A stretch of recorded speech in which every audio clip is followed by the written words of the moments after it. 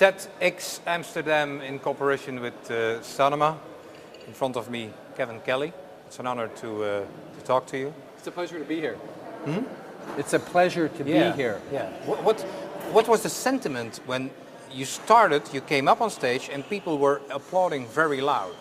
People started yelling as you were a pop star.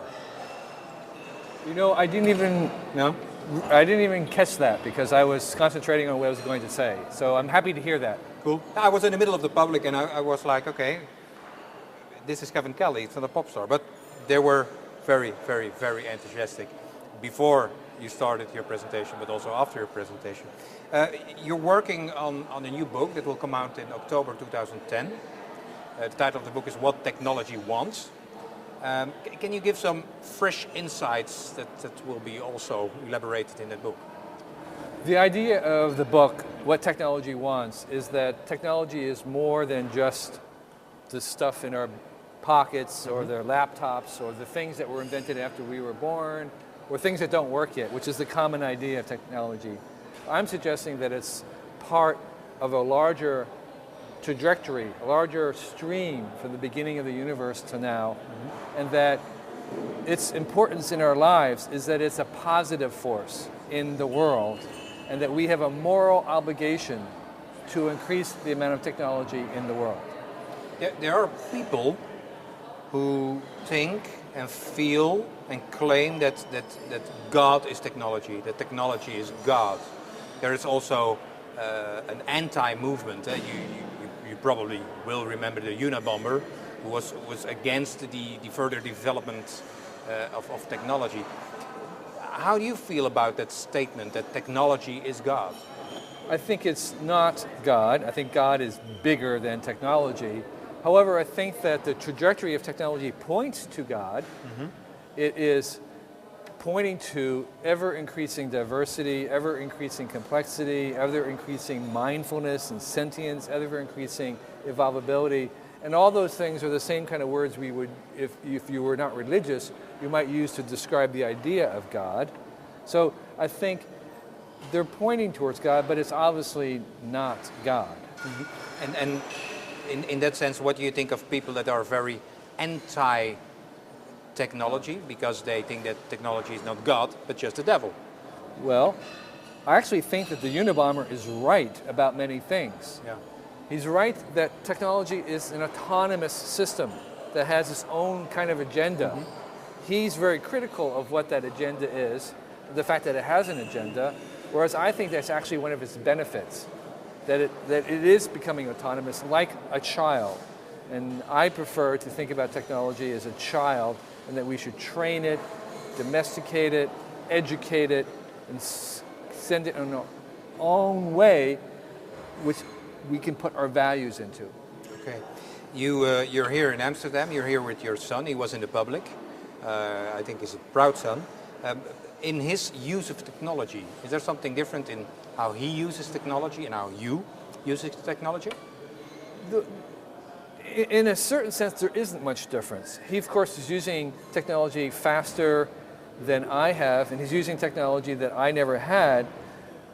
He's never experienced anything but an always-on internet. I mean, I never had to dial up and all that kind of stuff. But I don't think actually his stance or his belief about technology is different than mine. There's a myth that kids these days can multitask, you know, doing texting and Facebook and listening and watching TV all at the same time, and that they do it effectively. And actually the studies show that they're no better at it than adults. They just do it faster.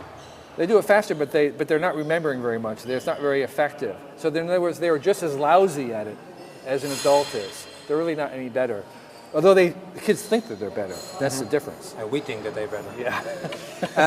You had this great presentation, I think it was in 2006 or 2007, the first 5,000 days of the internet, where you wrapped up kind of like the internet for the first 5,000 days.